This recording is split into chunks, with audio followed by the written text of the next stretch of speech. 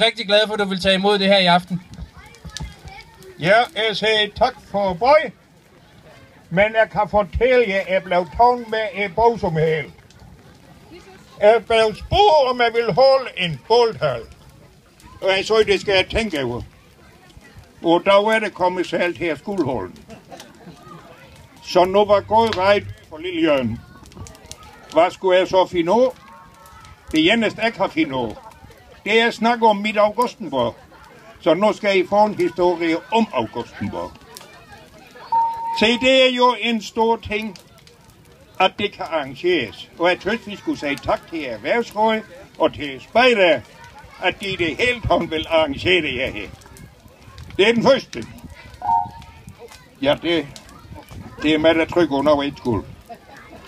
Ja, Sankt Hans aften fejres. Men det er oprindeligt en hedensk skik, der var fejret for solvæv, sommersolvæv, hvor man offrede til Gud, og så drak man mjød. Og det der med at drikke mjød, det har vi altså ikke glemt endnu, for nu har vi bare startet med øl og vin. Det er så en ting. Men det er det blevet til en tradition, til vi skal fejre Sankt Hans aften her i park. Og det må vi så håbe, at vi kan få lov til at fortsætte med. Før der var det her jo et lukket område. Og da det var lukket, der kunne vi ikke komme her som bysborgere. Det var først, da der kom en inspektør Botfeldt heroppe på sygehus, at det blev lukket op for offentlighed. Og det var til glæde for vores alle selvfølgelig. Her og det næste dag, der vil man have kunnet se, hvis man har kigget nu af i fjord, vikingeskib for 1000 år siden. Der sejlede de forbi herude og vej til Brovold, som oprindeligt var en handelsplads, hvor der var omkring 200 båder. Så de kom jo langvejs fra for at kunne handle her. Det er dag. Der kan vi stadigvæk se et enkelt vikingeskib her. Det er Sebals. Den hører hjemme i Augustenborg. Så er det er tro kopi forresten af fragt nummer 5 af fra Skulderlev for næv i Roskildefjord. Så er det byen Augustenborg. Den blev jo grundlagt for nu 355 år siden af en hertug Ernst Günther. Han bosatte sig her, og så opførte han sin første bolig her. Og den by, den fik jo så navn efter hans kone, som hed Augusta. Han nedlagde en landsby herude, som hed Stavnsbøl. Og først af det udstykning i 24 kom der et nyt Stavnsbøl. Det er bo forresten nu.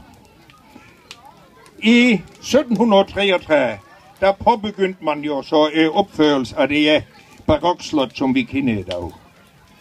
Og der blev jo både bygget slot, og de ansatte ved slot, de begyndte så at bygge de hus, vi kan se på Stoga. Og der har været flere skældsættende begivenheder i bys historie. Første etape, det var selvfølgelig opførelse af slot og så videre. Men hertugen, de holdt jo med de forkerte i 48, så han blev landsforvist. Og det var sådan set godt nok, men hvad skete det så?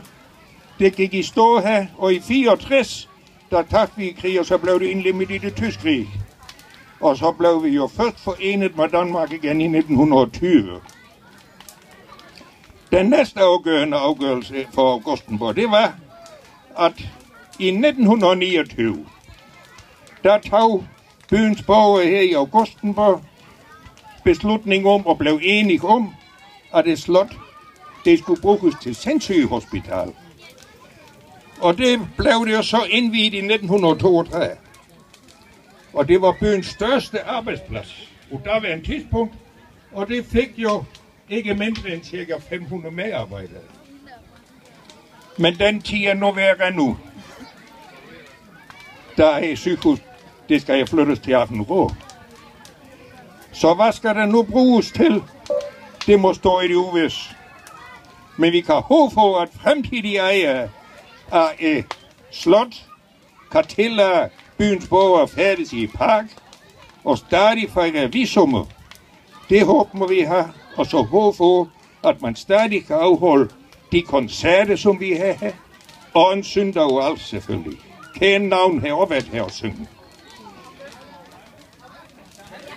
Et palæ, som blev bygget herop som enkesæde, det blev brugt som overlægebolig i den tid, der var sindssygehus her.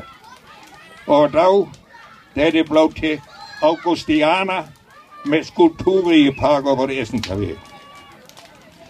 Men nu vil jeg kort fortælle om det Augustenborg, som er kendt, og som jeg har oplevet, og som man indimellem kan genkalde sig i erindring. Dengang boede der cirka 1600 mennesker i Augustenborg, og man kendte så at sige alle hinanden. Det var dengang kun 4 biler i by, og når forårssol kom og fyldtes i gare med legen børn, for når sommer kom, så blev fjord og skov legeplads for ungdom. Men for at komme derhen, skulle man jo forbi op på Storskab, hvor smaghandbold. Og han har nok uvåren knægtet og opkrævet bompenge. I ordets rette betydning, det vil sige, at de skulle have bom for penge. Dengang, der var det ikke mindre end 3 bajhus herude af fjord. Det var et kystsanatorium, som havde en bro og et lille hus. Det var hospital med en lukket svømmebassin derude. Det var fint at bade i. Og så var der jo byens. Og der var det om som et rigt liv. Der blev man undervist i svømning. Man kunne lage en rober. Og så var der en lille kiosk, hvor man kunne købe is, sodavand og slik. De voksne, de tog ofte en makkerre med derude.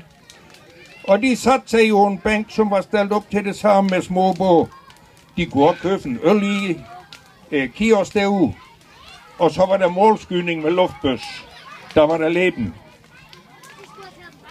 Jo. I 1. maj, der var det skik for, at alle skolebørn gik til skovs.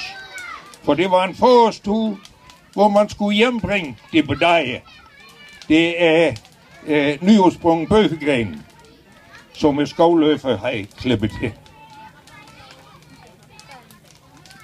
Men man var ude hele sommer, som vinter. I skov byggede man hule, og der var det med til spejder, man ser det. Lillehav var i erindring altid isløg om vinter, hvor man kunne løbe for skøjte, og sommer var fuld af sol. Nu ligger jeg skov stille han.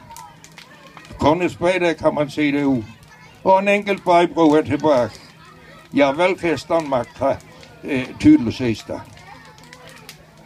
Ungdommen i dag har så mange tilbud, og det blev svært og vel. Vi har et rigt foreningsliv i Augustenborg, både for voksne og unge. Ikke mindst ved fjord.